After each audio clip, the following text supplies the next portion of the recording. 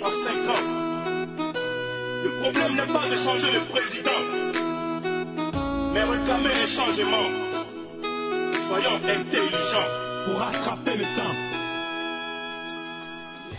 Bonjour mesdames, bonjour mesdemoiselles, messieurs, bonjour. Bienvenue à tous dans cette émission spéciale consacrée à l'actualité nationale. Le sujet fait couler beaucoup de salive au sein de la population. Les acteurs politiques y vont, chacun avec ses analyses et points de vue. Il s'agit de l'adoption de la proposition de loi portant révision de la Constitution de la République togolaise. Les députés porteurs de la proposition de loi évoquent non seulement les grandes démocraties, mais aussi le contexte d'insécurité et d'instabilité dans la sous-région pour expliquer leur choix. Que comprendre de tout cela? Quelles sont les innovations apportées à la nouvelle Constitution? Comment s'exerceront désormais les pouvoirs au Togo? Les Togolais veulent bien comprendre. C'est pourquoi nous recevons en duplex de Lomé Dr Kalipé Kossi. Il est enseignant-chercheur à l'université de Kara, chef du département de droit public à la faculté de droit et des sciences politiques. Bonjour Dr Kalipé. Bonjour. Merci d'avoir accepté notre invitation. Moi qui vous remercie. Technique Eric Kawé au microphone pour co-animer l'émission. Mon confrère Mathias Kolobem de la radio Amitié des Peuples entre les peuples de Tindiassé. Bonjour Mathias. Bonjour Lengo Michel. Et moi-même Lengo Michel. Chers auditeurs, participez à l'émission en composant le 26 60 15 60 ou le 92 87 14 13 pour poser des questions ou apporter vos contributions. Cette émission est écoutée sur Radio Lomé et une cinquantaine de radios communautaires à travers le pays. Je rappelle que l'émission porte sur le vote d'une nouvelle constitution togolaise hier à l'Assemblée nationale et ses innovations. Docteur Kalipé, oui. D'abord, qu'est-ce que la constitution d'un pays? Merci monsieur de m'avoir donné cette opportunité. La constitution d'un pays, c'est, comme on peut le dire, le statut de ce pays. C'est la loi fondamentale qui est la loi mère de toutes les lois de ce pays-là. Et toutes les autres lois du pays découlent de cette loi fondamentale.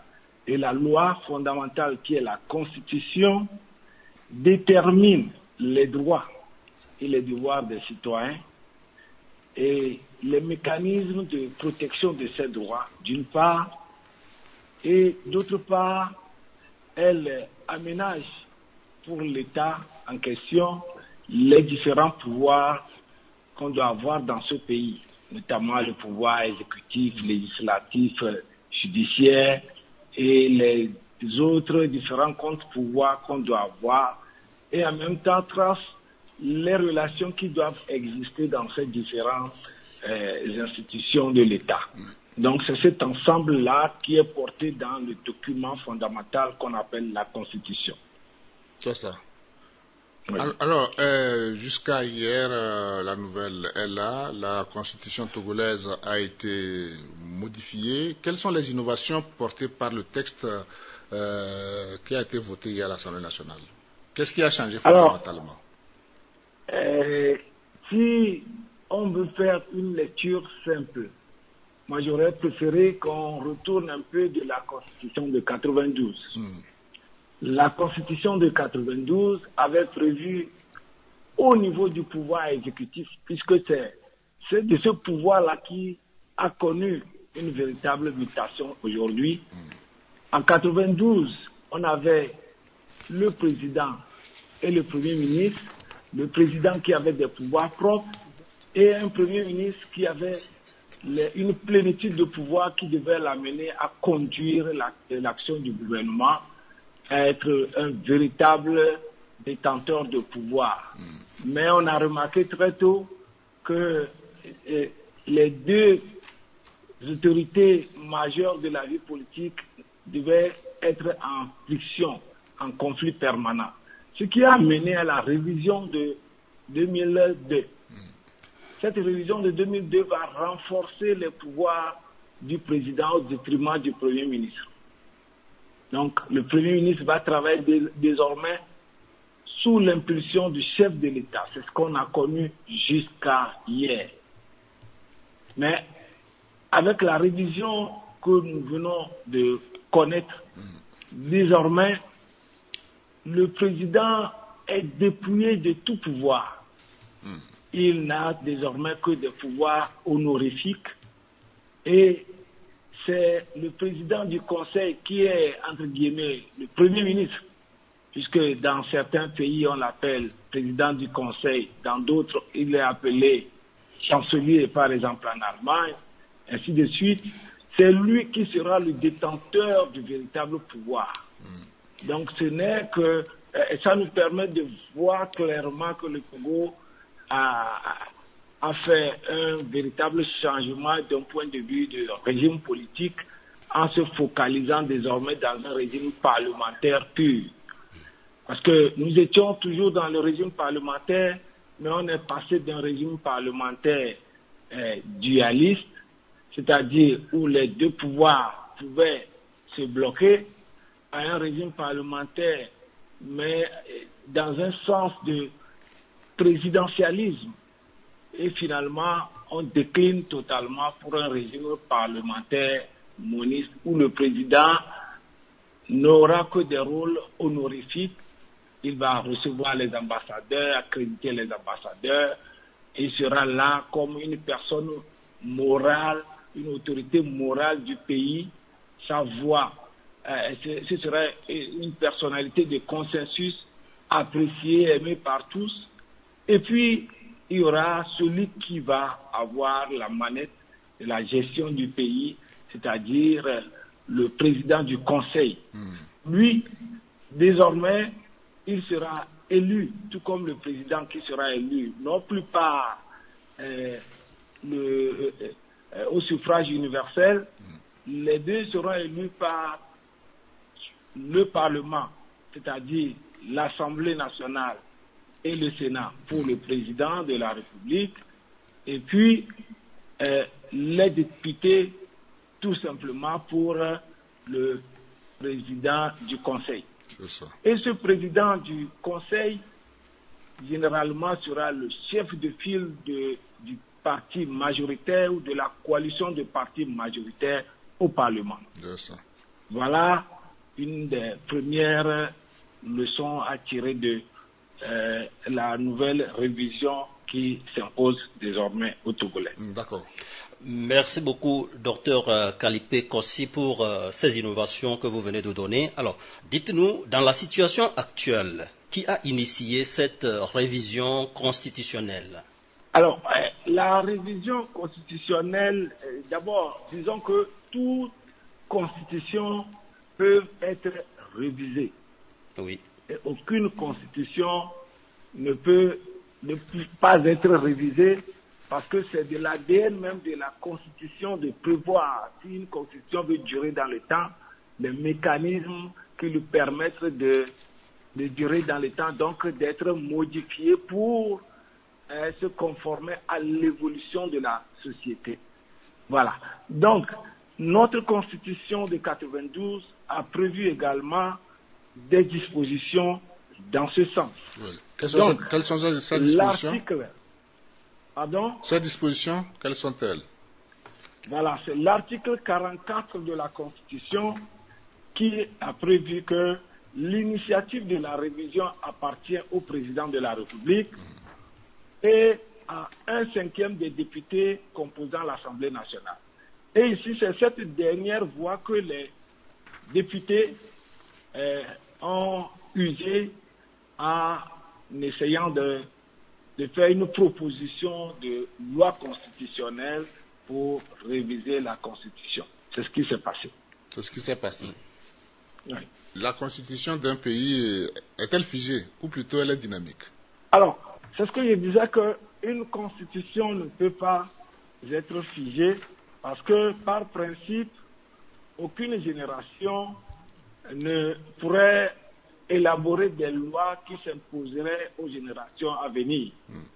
Donc, quelle que soit la qualité de la loi en question, elle peut faire l'objet de modifications à une période donnée de l'histoire. Si nous prenons le cas de la Constitution française de 1958, elle a fait l'objet aujourd'hui, je dirais même de 26 modifications, puisque la dernière modification a eu lieu le mois dernier, où on a intégré dans cette Constitution l'IVG, le droit d'avortement a été instauré ou a été constitutionnalisé. Donc, c'est une disposition qui est appelée à évoluer avec son temps. Donc, toute constitution qui veut durer, qui veut être une constitution de qualité qui s'adapte à l'évolution de sa société est appelée à évoluer. Donc, ne peut jamais être une constitution statique. C'est ça. Alors, docteur Kalipé, pour ce qui s'est passé à l'Assemblée nationale, qu'est-ce qui urgeait véritablement pour motiver cette révision alors que les modifications sont intervenues il y a quelques années seulement?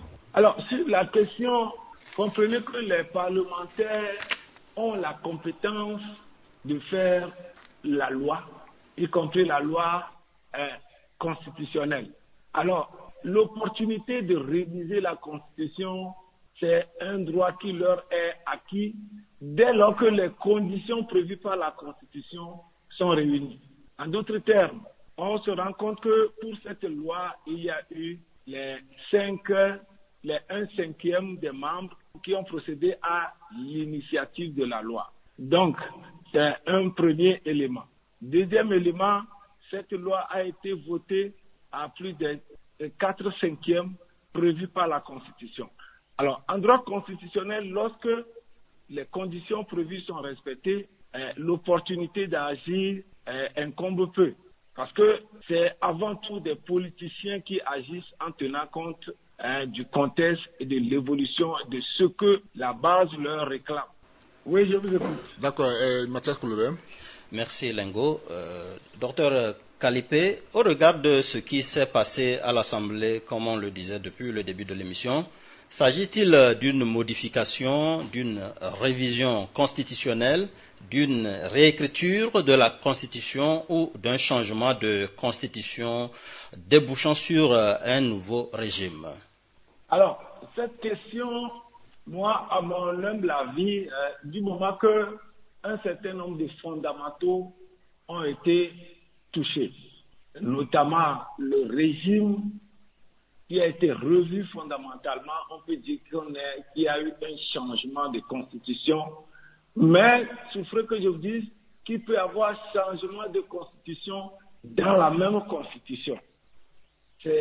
Ça paraît un peu flou, mais techniquement pour les juristes, c'est que les dispositions, certaines dispositions d'ampleur ont été revues au point de changer le visage du régime qui est là. Donc déjà, même si la Constitution demeure la même, on peut parler juridiquement de changement de Constitution, et c'est le cas ici. Le cas ici. Vous l'avez dit, désormais le Togo change de régime. Le président de la République a un rôle honorifique. Le président du Conseil des ministres est le chef de file du parti majoritaire à l'Assemblée. Alors, les deux présidents ont quel rapport? Alors, désormais, dans un régime parlementaire pur, comme je le disais tantôt, le rapport entre les deux présidents sont très limités parce que le président de la République, il ne gouverne plus. Il a un statut de président honorifique, mais néanmoins, lorsque la majorité choisit son président de conseil, celui-ci doit être nommé par le président de la République. Et c'est une obligation, il n'y a pas à dire que ça me plaise ou pas. Parce que ça se programme tout naturellement. Dès que l'Assemblée a décidé, celui qui est désigné président du Conseil se fait élire par le président de la République, tout simplement. Mais au-delà de ça, il n'y a plus de rapport comme on l'avait connu jusqu'à maintenant, où parfois c'est des rapports de subordination ou de rapports tendus, ces éléments n'existent plus. Le président du Conseil gouverne véritablement comme un chef de gouvernement. Alors, docteur, on nous fait signe qu'il y a un auditeur en ligne, on va le recevoir. Allô? Bonjour, monsieur, à qui d'honneur, parlez un peu plus fort. C'est Dieudonné d'Alhéride. Dieudonné appelle d'Alhéride. Oui. Nous vous écoutons. Je viens de prendre un vol. J'ai voulu demander à savoir si l'émission... S'il vous plaît, je n'entends pas bien. Dieudonné, parlez un peu plus fort. Oui. J'ai voulu voir si l'émission, ça parle de quoi? Et ça parle de la modification hier à l'Assemblée nationale ou de l'adoption à l'Assemblée nationale hier de la Constitution togolaise. Ok, je reviens pour les questions. D'accord, revenez pas après, nous sommes à l'écoute. Alors, docteur Kalipé Kossi, oui. Vous êtes toujours en ligne. On ne le dira jamais assez. Quelles sont désormais les implications de cette nouvelle Constitution si elle venait à être promulguée? Alors, si cette nouvelle Constitution venait à être promulguée, il me semble que le président actuel va voir son mandat s'écourter. Parce que à la suite des élections qu'on aura très bientôt, il est fort probable qu'il va avoir de nouvelles élections présidentielles, deux présidentielles en même temps, mais à l'Assemblée. Alors, l'intérêt de cette révision aujourd'hui aussi, c'est de voir que désormais, nous ne parlerons plus d'élection du président au suffrage universel, avec toutes les tensions qu'on connaît après ces élections particulièrement, où les gens qui ne sont pas à l'Assemblée, mais qui viennent quand même pour être président de la République, et parfois c'est des tensions dans le pays, ces tensions vont disparaître, puisque tout le monde sera focalisé sur l'élection municipale pour voir son parti dominant ou pouvoir être dans une coalition de partis. Désormais, c'est ce qu'on va voir fondamentalement. C'est ce qu'on aura fondamentalement. Auditeur en ligne, allô? L'auditeur est parti. Alors, à l'allure, à cette étape de notre débat, Dr Kalipé, certains observateurs estiment que la mandature des députés actuels est arrivée à son terme depuis fin décembre dernier, et que pour cette raison, ils n'avaient pas la légitimité pour continuer à travailler, ou encore moins à toucher à la Constitution. En tant que spécialiste du droit public, quelle analyse en faites-vous?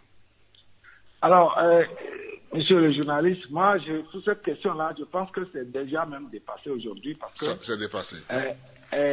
On vient de voter le texte. Alors, si ce texte n'est pas conforme aux règles, il revient à la Cour constitutionnelle de trancher là-dessus. Docteur Kalipé. Oui. Vous m'excusez, je vais prendre un auditeur et on revient. D'accord. Allô, l'auditeur. Allô, bonjour. Bonjour. C'est Faraga depuis Ateda. Faraga de Ateda. Nous vous écoutons. Oui, merci beaucoup. Bonne émission à vous. Merci. Et je salue particulièrement M. Mathias. Merci. J'ai une question. Allez-y. Parlant de la Constitution, souvent on parle de la République et de la Constitution. Quel rapport existe-t-il entre la Constitution et la République? Et aussi, nous parlons des innovations de cette modification.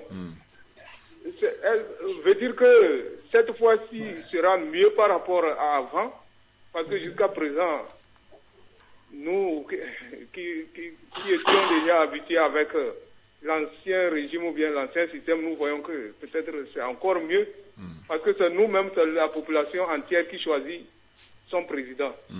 Et maintenant que c'est un groupe qui va choisir un président, ou bien c'est le président qui va nommer, on dit le président du conseil, est-ce que ça serait aussi bon, est-ce que ça va bien fonctionner comme il le faut? Bon, ce sont mes inquiétudes déjà. D'accord. Bon, merci beaucoup, bonne émission. Merci bien. Docteur Kalipé? Oui. Il y a un deuxième auditeur qui attend le prend. Allô?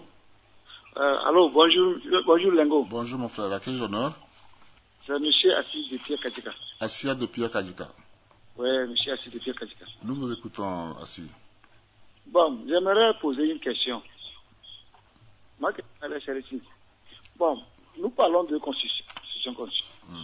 Est-ce que, bon, le Togo, la constitution adoptée là, est-ce que le Togo est déjà arrivé à ce stade? Si nous voulons copier les pays européens ou soit les pays qui sont mieux placés par rapport au Togo. Maintenant, nous voulons copier les pays, on ne sait pas, on les copie légalement. Concrètement, votre question est laquelle? Voilà. Puisque, actuellement, dans notre pays, on sait que il y a trois pouvoirs dans un état de droit. Bon, maintenant, la nouvelle constitution, on ne sait pas le pays, notre pays là est devenu un état ou bien une constitution, on ne sait pas. Si votre avec pays, la nouvelle constitution, si votre, allô? avec la nouvelle constitution là, il n'y aura plus d'élections, ça présidentielle, ça veut dire que c'est l'élection législative seulement. D'accord, on aura la réponse avec le docteur Kalipé. Est-ce qu'on aura encore des élections comme autrefois? On l'a expliqué quand même en début d'émission qu'il n'y aura pas des élections au suffrage universel comme avant. Les élections auront lieu seulement au Parlement. Mais vous aurez des précisions avec le docteur Kalipé. Merci d'avoir appelé M. Assi.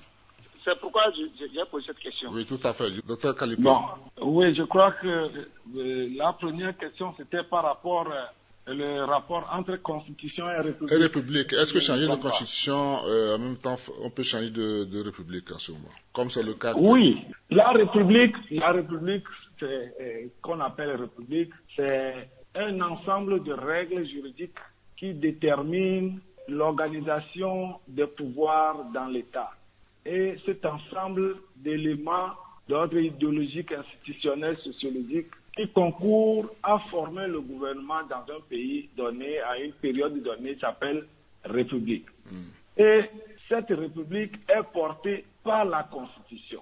Étant donné que c'est le cœur même de la Constitution, chaque fois que cette république est changée, on peut dire qu'on a changé de Constitution tout en restant dans la même Constitution. C'est ce que j'ai tenté d'expliquer tout à l'heure.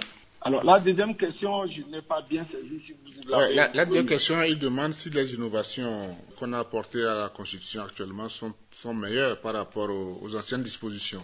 Alors, on ne peut pas l'affirmer tout de suite, mais au regard des difficultés rencontrées jusqu'à maintenant, et les parlementaires ont jugé de passer à autre chose, surtout quand vous voyez les exposés de motifs qu'on a soulevés, les crises à répétition qu'on connaît dans le pays, qui sont souvent liées à une focalisation sur la personne. Vous allez voir que désormais, on a dilué en quelque sorte, si du moins on a rendu plus une personne extraordinaire.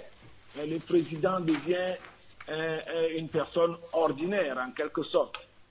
On a démystifié désormais l'idée du président de la République dans la tête qui sera dans la tête des gens, puisque tout était focalisé sur la personne du président de la République. Désormais, il n'en sera plus ainsi.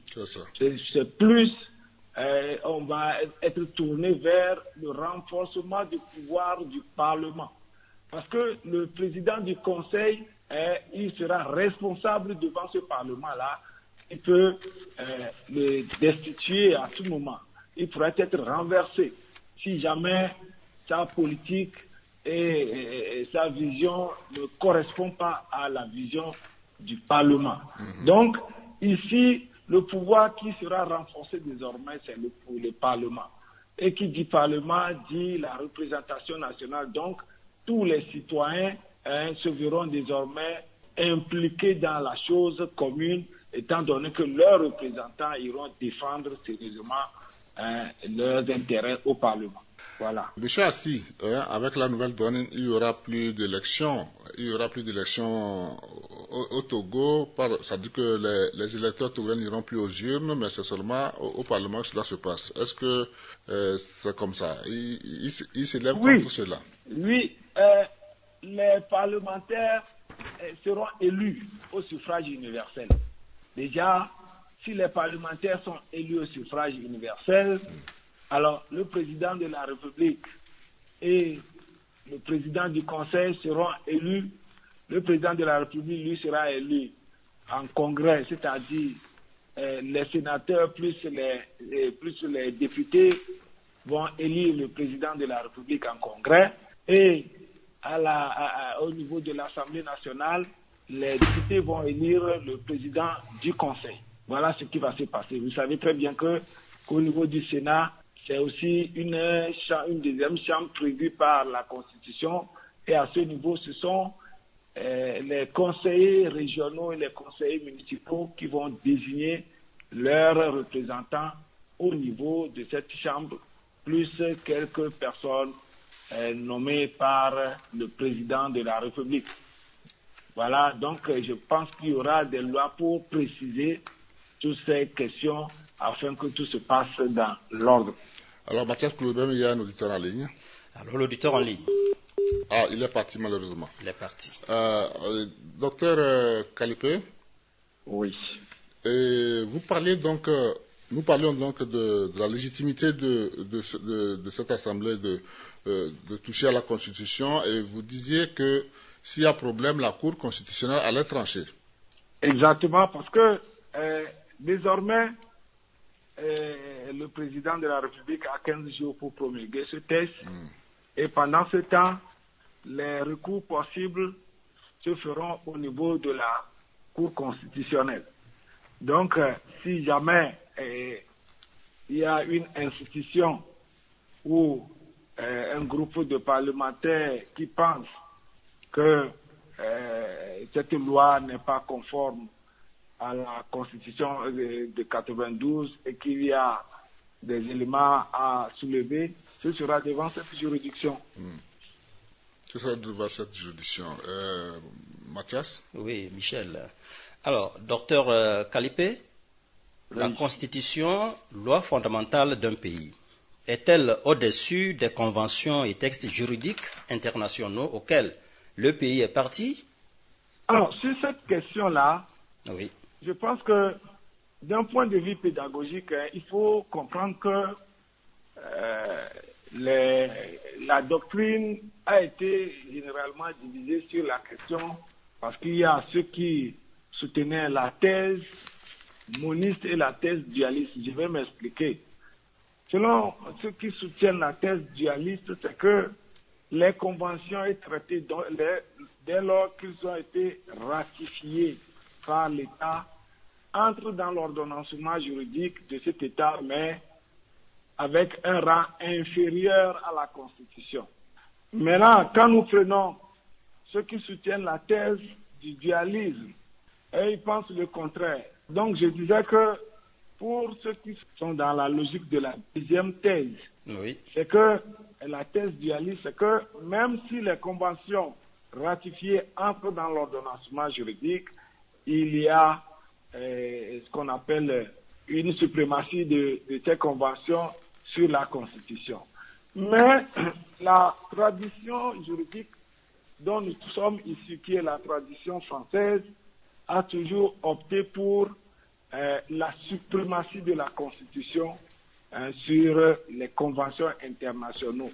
C'est pourquoi d'ailleurs, dans certains cas où un pays veut ratifier une convention qui est contraire à la Constitution, où on ne ratifie pas, où on révise la Constitution pour permettre que cette norme entre dans l'ordre juridique interne. Parce que dès qu'elle entre dans l'ordre juridique interne, elle est inférieure. Elle ne peut pas être dans l'ordre juridique interne et en même temps contredire la Constitution, parce que la Constitution est supérieure à elle. Donc, dans nos pays, surtout francophones, c'est pareil, que cette tradition est toujours là, que toute norme conventionnelle, tout accord ou traité internationaux signés par nos États qui entrent dans l'ordre juridique interne sont inférieurs à la Constitution qui est la loi suprême du pays. D'accord. Je rappelle que nous parlons des innovations intervenues dans la Constitution togolaise. 26 60 15 60 92 87 14 13 à votre disposition pour participer ou poser des questions. Auditeur en ligne, bonjour. Oui, bonjour monsieur Lengo. C'est monsieur? Je vous appelle de Kouméa. Kouméa, c'est monsieur? C'est papa togolais. Nous vous écoutons. Bon, j'ai quelque chose à ajouter et j'ai une petite question aussi à poser. Allez-y. Bon, vous parlez de la constitution togolaise. Ou bien? Oui, allez-y. Bon, quel que soit le Togolais qui est du nord au sud, de l'est à l'ouest, il faut que tous les Togolais soient en paix selon la constitution. C'est que ma petite question que j'ai, si je comprends, j'ai entendu parler de l'invité, que c'est le président de la République qui va nommer maintenant le gouverneur. Non, pas le gouverneur, le président du conseil. Oui. Bon, le président de la République, c'est quelqu'un qui a bâti son campagne et c'est le peuple qui l'a élu.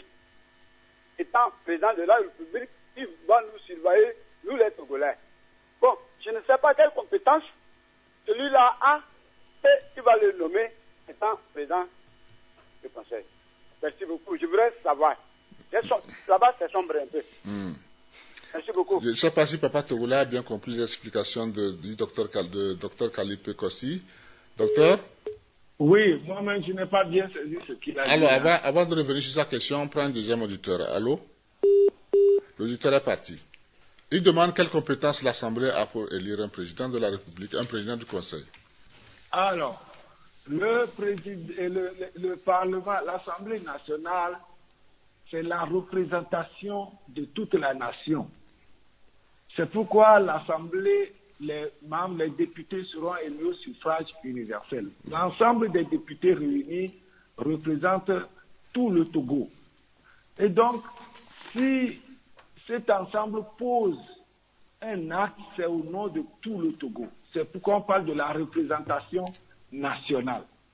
Voilà. Donc, ils ont la compétence d'agir en nommant le président de la République. J'ai dit tout à l'heure que le président de la République sera nommé en congrès, c'est-à-dire l'Assemblée nationale plus le Sénat réunis vont nommer les deux personnalités, vont nommer le président de la République et étant donné que l'Assemblée nationale, c'est l'Assemblée des groupes politiques et représentants, mais qui sont des groupes politiques, c'est à leur niveau et on va désigner le chef du parti majoritaire ou de la coalition de partis majoritaires qui sera le président du Conseil.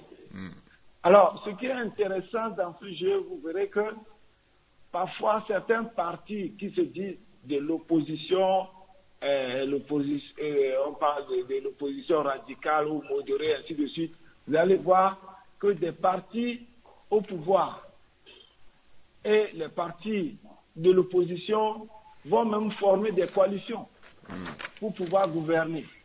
Donc, à partir de ce moment, tous ces jeux vont se faire, mais ce sera au Parlement et non plus au sein de la population. Dès que la population aura voté, il laisse la main libre aux parlementaires de désigner et de former le gouvernement. Donc vous verrez même comme c'est dans un régime parlementaire, on verra que désormais, les parlementaires, on peut se retrouver dans un cas où le ministre est en même temps parlementaire, parce que ça c'est dans l'ADN des régimes parlementaires. Vous voyez. Par contre, par le système qu'on connaissait, c'était plus que les ministres, dès qu'ils sont un député, dès qu'il est nommé ministre, il n'est plus membre du gouvernement, il n'est plus parlementaire, membre du Parlement. Mais dans un système de régime parlementaire pur qu'on veut adopter là, ou bien qu'on a adopté, il va dire soit que le ministre peut être en même temps un parlementaire. C'est ça. Et tout cela, je pense qu'avec les tests qui vont sortir, tout cela va se clarifier. Tout à fait. Merci. Alors, en clair, pour prétendre être président, il faut donc être majoritaire au Parlement ou, à défaut, former des coalitions. Exactement. D'accord, on nous fait signe qu'il y a 2 auditeurs au bout du fil, on le reçoit. Allô? Allô? Bonjour. Ouais, bonjour, monsieur. C'est monsieur? Monsieur Kangbeni de Sogbosito. Kangbeni nous appelle de Sogbosito. Oui. Nous vous écoutons. Ouais, je salue le plateau.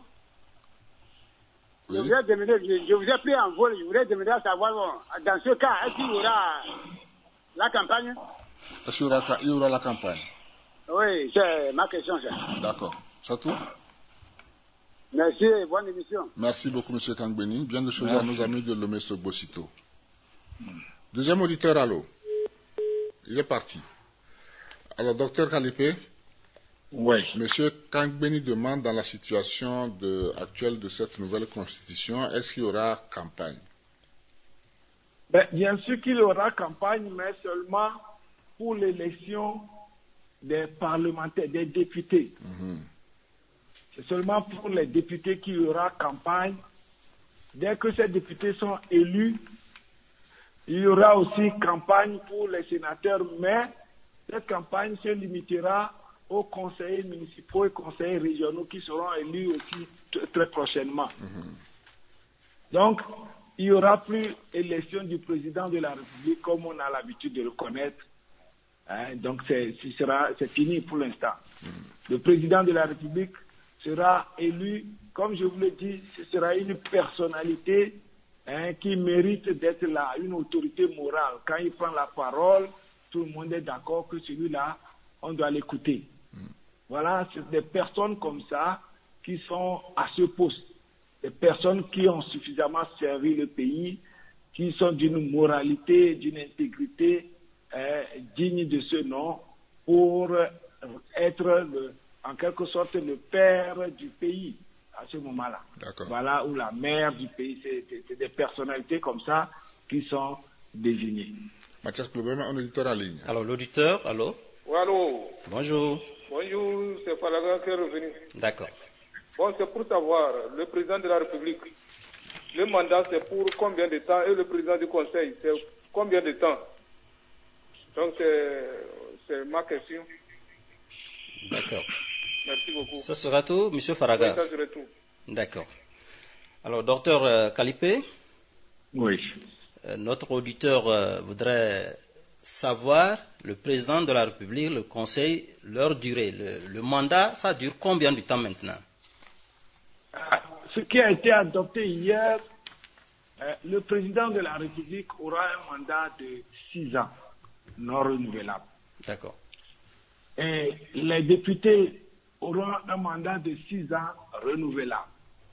Et donc, si les députés ont un mandat de 6 ans renouvelable, il va de soi que le chef de file du parti majoritaire peut, aussi longtemps que son parti gagne les élections, rester, ou du moins le mandat fini, il revient, du moment que son parti est majoritaire. Voilà, c'est ce qui se passe dans les démocraties, où si un autre parti ou une coalition de partis renverse celui-ci, alors il part et le nouveau leader du parti majoritaire prend sa place. Mais néanmoins, il y aura des élections chaque 6 ans. Donc le mandat, c'est 6 ans. D'accord. 6 ans non renouvelables pour le président de la République et 6 ans renouvelables pour le président du Conseil. Mathias. D'accord, merci Michel. Docteur Kalipé Kossi, alors, la loi encadre le mécanisme de révision constitutionnelle. Quelles en sont les conditions, docteur? Alors, le mécanisme de révision de la Constitution, ce mécanisme est prévu à l'article 144, comme on l'a dit. J'ai dit tout à l'heure qu'on ne peut pas avoir une constitution sans mode de révision, donc sans mécanisme de révision. Oui. Alors, le projet de loi ou la proposition de loi de révision Si c'est un projet, ça voudrait dire que ça vient de la part du président. Quand c'est une proposition, ça vient des parlementaires. Alors, lorsque ces projets ou propositions sont portés au niveau de l'Assemblée nationale, dès qu'il y a un vote de la majorité de 4/5, c'est que la loi passe. Si c'est un projet, ça devient une loi constitutionnelle avec valeur constitutionnelle et entre dans la Constitution. Maintenant, si dans les deux cas, on n'arrive pas à atteindre les 4/5, au moins si la majorité des votants atteint les 2/3 des députés, alors ça veut dire que la voix du peuple, dans une certaine manière, a été comprise. Autrement dit, on comprend tout de suite qu'il y a une grande majorité qui soutienne la disposition. Alors, pour avoir confirmation, la loi oblige le président de la République. On dit que le président de la République peut soumettre au référendum. D'abord, la loi l'oblige à poser, à la suite des 2/3, la question au peuple. Si le peuple même est finalement d'accord. Mais lorsque la majorité des 4/5 l'emporte, ça veut dire que c'est le peuple qui a voté majoritairement. C'est ça l'esprit de la chose. Du moment que les 2/3 ne sont pas atteints, ça veut dire que la loi tombe. Elle n'est plus votée. Et le président non plus ne peut plus soumettre une telle loi à la majorité ou au référendum. Voilà ce qui se passe. C'est ça. Maintenant, oui. Toujours dans le cadre de la révision, il y a des dispositions qui ne peuvent pas faire l'objet de révision. Il y a des dispositions qui ne peuvent pas faire l'objet de révision. On va en parler tout à l'heure, le temps de prendre un auditeur. Allô? L'auditeur est parti. Docteur Kalipé? Alors, dans le cadre des conditions de révision, docteur, il y a ce qu'on appelle les dispositions, les objets sur lesquels on ne peut pas parler de révision. Il y a notamment la forme de la République du pays. Elle ne peut pas faire l'objet de révision. Le caractère laïque de notre société ne peut pas faire l'objet de révision. C'est-à-dire qu'on ne peut pas se retrouver demain dans un système de régime islamisé ou bien christianisé. Ensuite, la révision ne peut pas avoir lieu à une certaine période. On parle de l'intérim ou de la vacance du pouvoir du chef de l'État. Et dans des périodes où le pays subit une atteinte à l'intégrité territoriale. Si jamais, par exemple, ce qui est arrivé à la Côte d'Ivoire à un moment donné, où une rébellion a occupé le nord du pays, dans ce cas-là, on ne peut pas faire de révision. Voilà comment il faut comprendre. Dans ces circonstances, pas moyen de réviser. Aucune révision n'est possible. Mais dans les autres cas, dès que les conditions prédéfinies sont réunies, on peut procéder à la révision. D'accord. Auditeur en ligne, allô? Allô? Bonjour. Bonjour. C'est monsieur? Allô? Allô? Allô, Lengo? Bonjour. Oui, c'est monsieur Tom Bittel. Monsieur Tom Bittel appelle d'où? J'appelle de Lomé. D'accord. Nous vous écoutons. J'appelle de Lomé. Nous vous écoutons, monsieur Tom Bittel. Oui, je voudrais prier au présentateur de nous supplier quel type de constitution nous avons. Est-ce que c'est une constitution souple ou bien une constitution rigide? Merci beaucoup. Merci d'avoir appelé Tom Bittel. C'est tout. Bien de choses à nos amis de Lomé. Docteur Kalipé. Oui.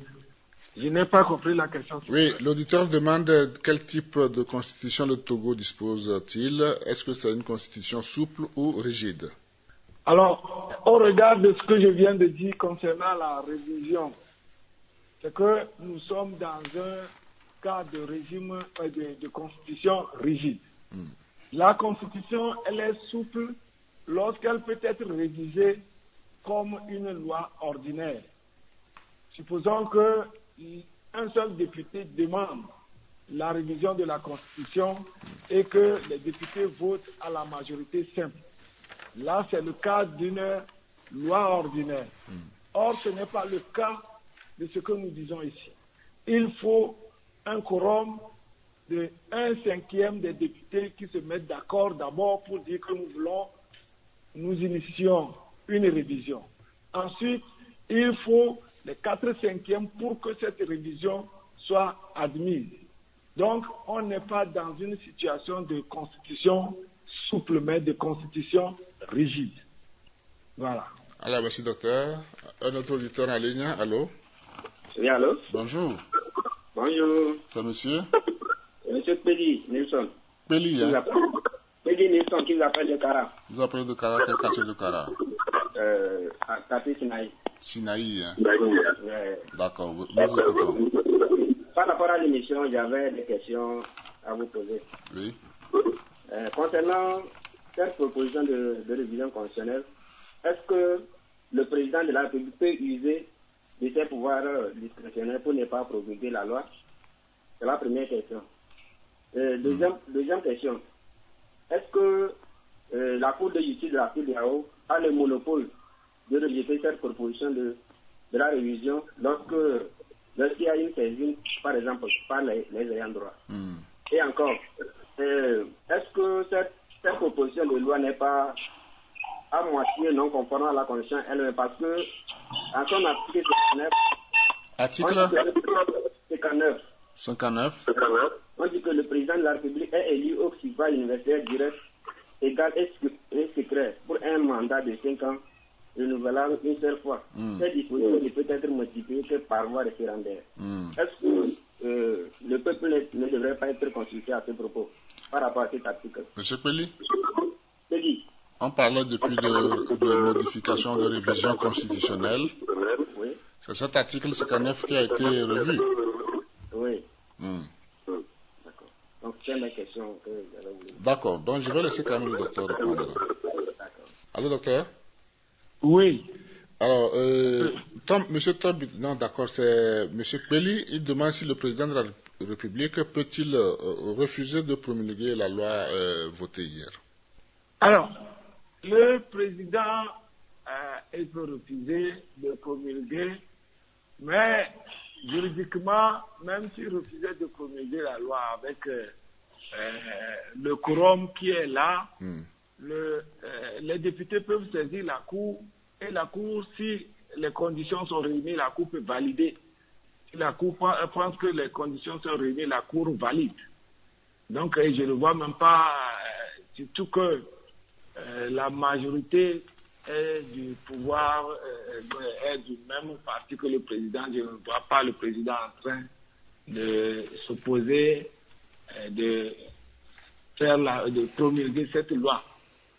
Par principe, si jamais le président refusait de promulguer cette loi, les députés ont encore d'autres moyens, ils peuvent saisir la Cour qui va déclarer cette loi.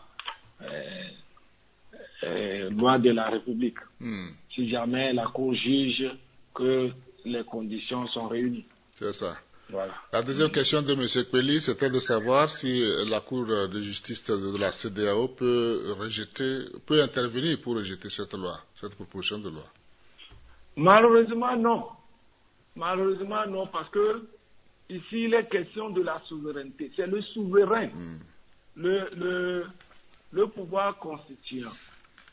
Le parlementaire réuni en pouvoir constituant est un souverain.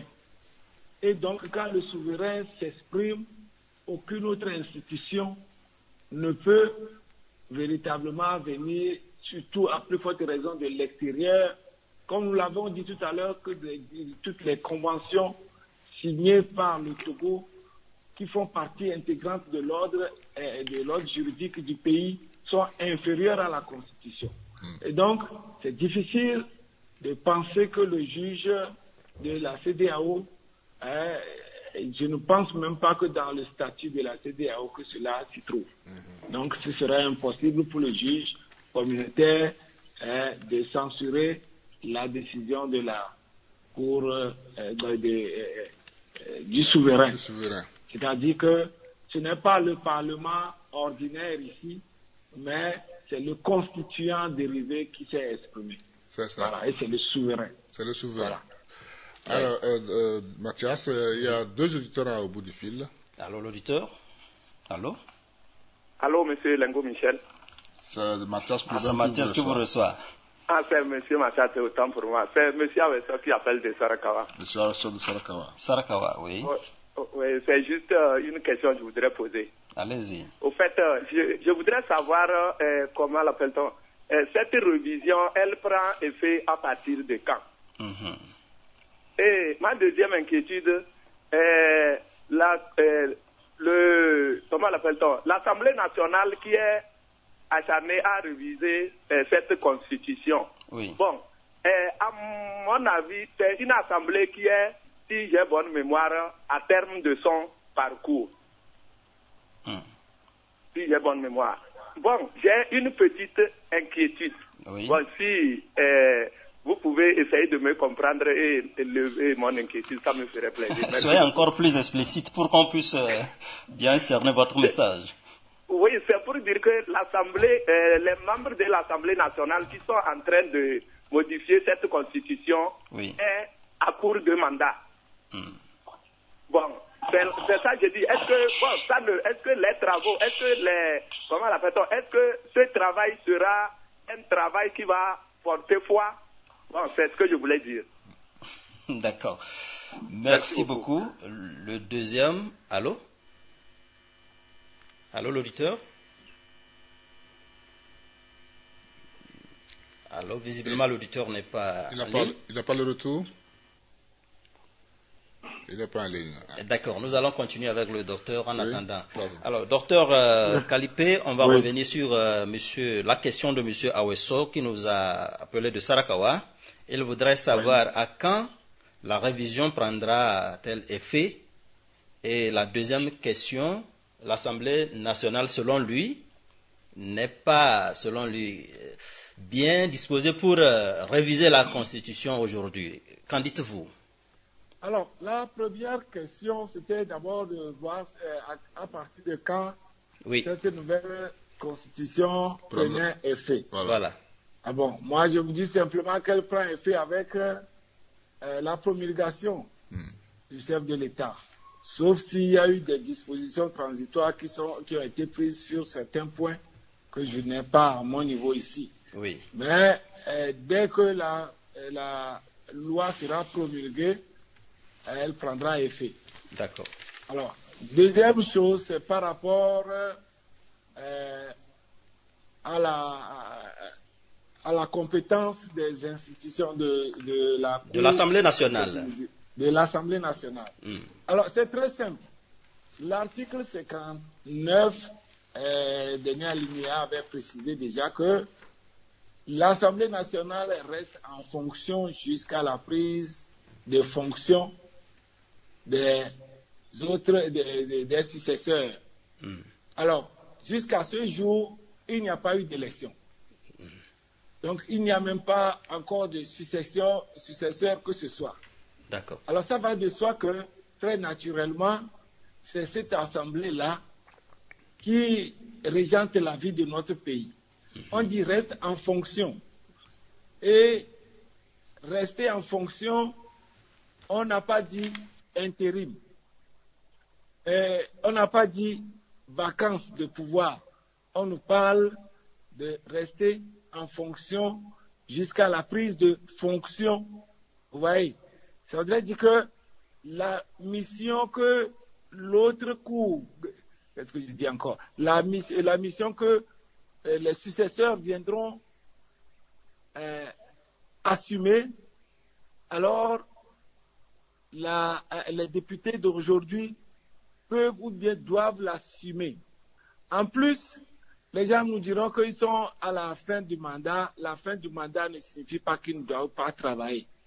Et la décision que la Cour, les députés prennent aujourd'hui, ils peuvent prendre cette décision 6 mois de cela ou 1 an de cela, ce serait la même chose. Voilà un peu. Donc, je ne vois pas où est le problème si ces députés, qui sont en fin de leur mandat, mais qui sont toujours en fonction, prennent une décision. On va revenir un peu sur la question de M. Pelli. Est-ce que cette modification de la constitution togolaise n'est-elle pas non conforme à l'article 59? Alors, l'article 59 se contente de parler du mandat du chef de l'État. Et dans le contexte que nous connaissons. Maintenant, ici, il est question de revisiter tout le régime. Et à supposer que les parlementaires n'avaient pas la majorité requise, on va se tourner vers le référendum. Du moment qu'ils ont la majorité, cette majorité équivaut en termes clairs au référendum auquel renvoyait l'article 59. Est-ce que je me fais comprendre? Allez-y, docteur. Dès qu'on a la majorité des 4/5, on n'a plus besoin de référendum. D'accord. Le test a obtenu la majorité des 4/5, donc ça passe. D'accord, Mathias. Merci, Michel. Docteur, alors, certains membres de l'opposition togolaise sont contre cette révision. Qu'en dites-vous concrètement? Mon cher, je pense que l'opposition, aujourd'hui, nul ne peut se prévaloir de sa propre turpitude. Oui. Vous voyez, en 2002, il y a eu d'abord les élections législatives de 99. Et ces élections, vous vous rappelez bien, l'opposition l'avait boycotté. Et c'est ce qui a permis de réviser la Constitution en 2002.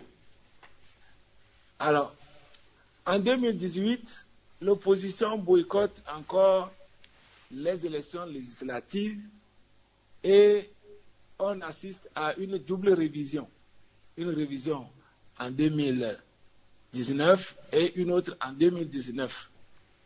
Maintenant, ce qui est intéressant pour moi, c'est que tout le débat va se jouer désormais au Parlement. Mais on va voir si l'opposition va encore boycotter ces élections pour ne plus jamais exister, ou bien je ne sais pas comment ils vont faire. Est-ce qu'il peut arriver qu'il y ait boycott? Va se jouer au Parlement. Ils donneront leur point de vue au Parlement. Ils ne sont pas là. C'est ceux qui sont là qui font la loi. Et c'est le principe constitutionnel est ainsi fait. Dès que vous êtes absent, ceux qui sont là, ils agissent en vos lieux et places. C'est ce qui s'est passé. C'est ça. C'est une solution aussi c'est une solution au boycott de l'opposition au Parlement. Exactement. Parce que à force de boycotter, quand ils ne sont pas là, c'est ceux qui sont là. Parce que la loi dit si vous avez la majorité, mais vous faites ce que vous voulez de la loi. Vous avez la majorité. Dès que la majorité est requise, on peut modifier la Constitution. Si vous ne voulez pas que la Constitution soit modifiée, mais allez à l'Assemblée et faites en sorte que la loi ne soit pas modifiée. Ce n'est pas en restant au dehors qu'on va interdire à ceux qui sont à l'intérieur, qui ont la capacité, les prérogatives de modifier la Constitution. Vous ne pouvez pas les empêcher de le faire. Alors c'est ce que nous vivons aujourd'hui. Et ce n'est pas la première fois. D'accord. La loi fondamentale du Togo a été donc modifiée, une nouvelle loi, et on attend la promulgation du chef de l'État. Docteur Kalipé, quels sont les avantages des innovations apportées à cette loi concrètement? Alors, concrètement, je pense que avec cette loi, nous n'aurons plus à vivre les effets collatéraux des périodes d'élections présidentielles. Ça, c'est un point qui est à saluer. De deux, on voit que désormais tout le débat est ramené au Parlement et qu'ils doivent avoir des discussions sérieuses. Et donc, ça voudrait dire que les citoyens pourront suivre ces débats, les citoyens pourront interpeller leurs représentants pour leur demander des comptes par rapport à l'importance des enjeux.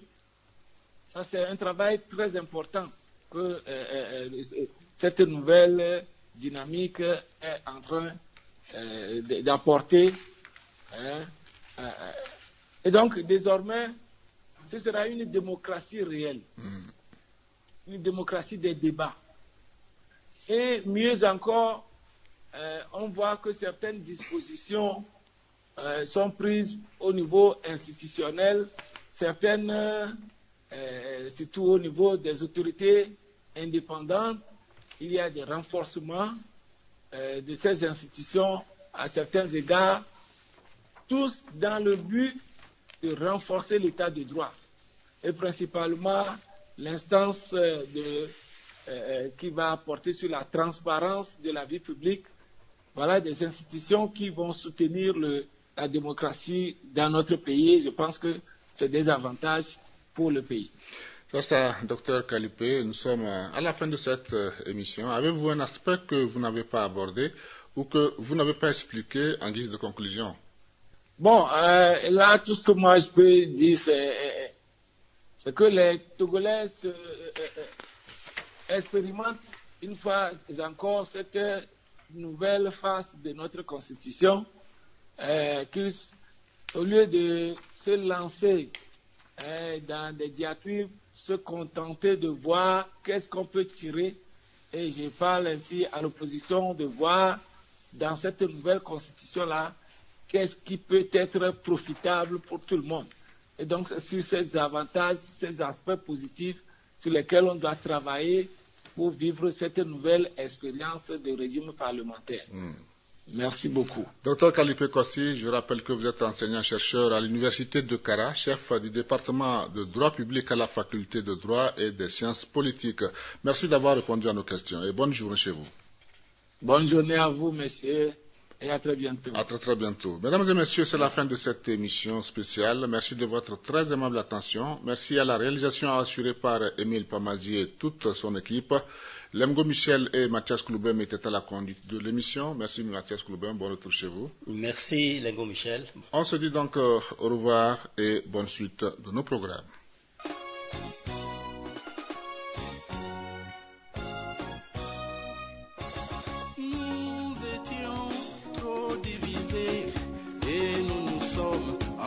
Déchirés dans la tolérance malgré nos différences.